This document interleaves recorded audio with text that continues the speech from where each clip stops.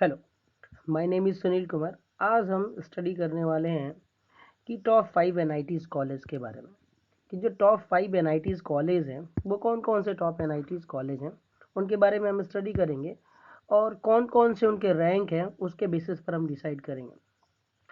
तो जो top 5 NITs है, देखिए हम किसकी बात कर रहे हैं, हम टॉप 5 एनआईटीज़ की बात कर रहे हैं। ठीक है, तो टॉप 5 एनआईटीज़ में पहली आती है एनआईटी त्रिची, जो तमिलनाडु में पड़ती है। और जो सेकेंड रैंक की एनआईटी है 2012 एनआईआरएफ रैंकिंग के बेसिस पर, वो एनआईटी सूरतकल जो है कर्नाटका में पड़ती है। ठीक है, और जो थर्ड रैंक की एनआईटी है वो एनआईटी राउरकेला यानी कि वो उड़ीसा में पड़ती है। और जो फोर्थ रैंक की जो एनआईटी है एनआईटी वारंगल यानी वो तेलंगाना में पड़ता है। और जो फोर्थ रैंक की एनआईटी है वो एनआईटी कैलिकट जो कि केरला में पड़ता है। ठीक है, तो इनके बारे में हम मान लेते हैं कि सपोज कि आप लोग जेई मेंस का एग्ज़ाम देते हो और जेई मेंस के एग्ज़ाम देने के बाद रैंक आती है और उसके बेसिस पे कॉलेज आपको सेलेक्ट करना होता है। ठीक है, तो जब कॉलेज सेलेक्ट करना होता है तो उसके बेसिस पर, रैंक के बेसिस पर होता है। तो कौन सा कॉलेज कब लेना है, कैसे लेना है, उसके बारे में डिस्कस करते हैं और ओपनिंग और क्लोजिंग रैंक क्या होती है। चलिए तो चलिए तो फर्स्ट रैंक एनआईटी की बात करते हैं, जो कि फर्स्ट रैंक पे जो है वो एनआईटी त्रिची है। ठीक है, और ये जो एनआईटी त्रिची है, इस कॉलेज में टोटल जो सीट है वो है 785 सीट्स है, ऑल ब्रांच, जितने भी ये ब्रांच कंसिस्ट करती है। और ये उस कॉलेज का इमेज है। ठीक है, अब इसके बारे में जो है कि ओपनिंग और क्लोजिंग रैंक क्या है वो हम देख लेते हैं। एनआईटी त्रिची, देखिए एनआईटी त्रिची में जो कि हमारी ये जहाँ पर दिया हुआ है कि ये ब्रांच दिया हुआ है, ब्रांच मेंशन किया हुआ है, और यहाँ पे ओपनिंग रैंक क्लोजिंग रैंक जो दी हुई है, तो यानी कि CSC, अगर आपका कंप्यूटर साइंस इंजीनियरिंग है तो अगर जो है कि 2060 रैंक, जो कि अप्रॉक्स ये प्रिडिक्टेबल है कि टू अभी जो जेई मेंस एग्जाम होने वाला है इससे ऊपर और इसके बीच में 5317 के बीच में होगी, तो आपको CSC पॉसिबल है कि मिल जाए। अब EC, electronics and communication engineering में अगर आपको एडमिशन लेना है तो आपकी जो रैंक होनी चाहिए वो 5000 ओपनिंग रैंक है। ठीक है, 5325 टू 8000 के बीच में। और जो कि मैकेनिकल वालों के लिए, अगर मैकेनिकल्स में एडमिशन लेना है तो 4000 से ऊपर और 12000 के बीच में अगर होता है तो आपको फर्स्ट यहाँ पर एडमिशन मिल सकता है। ठीक है, और ये इलेक्ट्रॉनिक्स जो इंजीनियरिंग है इसमें क्या है, 5700 से ऊपर और 10353 के बीच में अगर रैंक होती है तो आपको यहाँ पर ये एनआईटी त्रिची में एडमिशन आसानी से मिल जाएगा। ये कुछ स्पेशल ब्रांचेस हैं और बाकी ब्रांचेस का आप देख लीजिएगा। चल, ये जो कि सेकेंड रैंक की जो एनआईटी है वो है एनआईटी सूरतकल। और ये जो सेकेंड रैंक की एनआईटी है एनआईटी सूरतकल में जो टोटल सीट है वो 782 सीट्स है। और इसमें कि कंप्यूटर साइंस, इलेक्ट्रॉनिक्स और सिविल इंजीनियरिंग और भी ब्रांच ये कंसिस्ट करती है। और ये हमारे कॉलेज का जो इमेज है आप देख सकते हैं, इस पे कॉलेज का इमेज बहुत शानदार कॉलेज है देखने में। चल,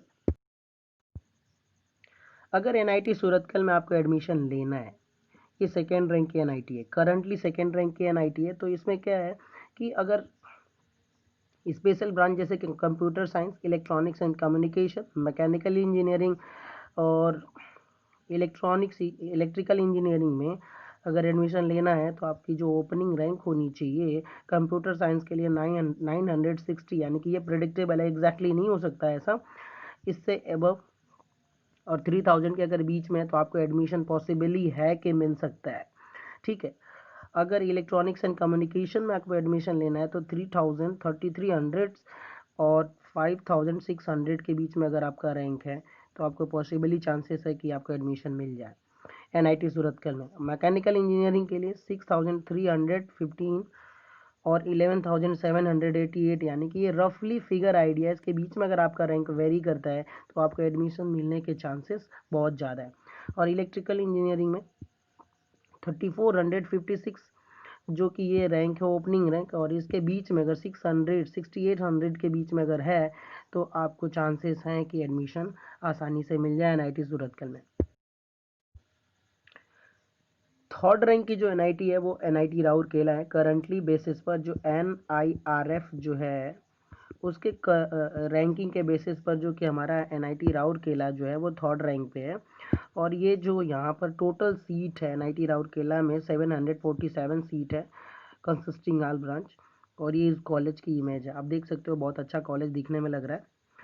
चलिए, अब एनआईटी राउरकेला में अगर आपको एडमिशन लेना है तो इसमें जो ब्रांचेस दिए हुए हैं कि इस ब्रांच में कंप्यूटर साइंस में इलेक्ट्रॉनिक कम्युनिकेशन, मैकेनिकल और इलेक्ट्रिकल इंजीनियरिंग, यानी कि अगर इनमें एडमिशन लेना है तो आपका जो रैंक होना चाहिए वो ओपनिंग रैंक यानी कि 2200 और 9400 के बीच में अगर रैंक है तो आप एडमिशन आसानी से पा सकते हैं। और इलेक्ट्रॉनिक्स कम्युनिकेशन में अगर है तो 8500 रैंक और 12000 के बीच में अगर वेरी करता है आपका रैंक तो आपको आसानी से ये इलेक्ट्रॉनिक एंड कम्युनिकेशन में मिल जाएगा।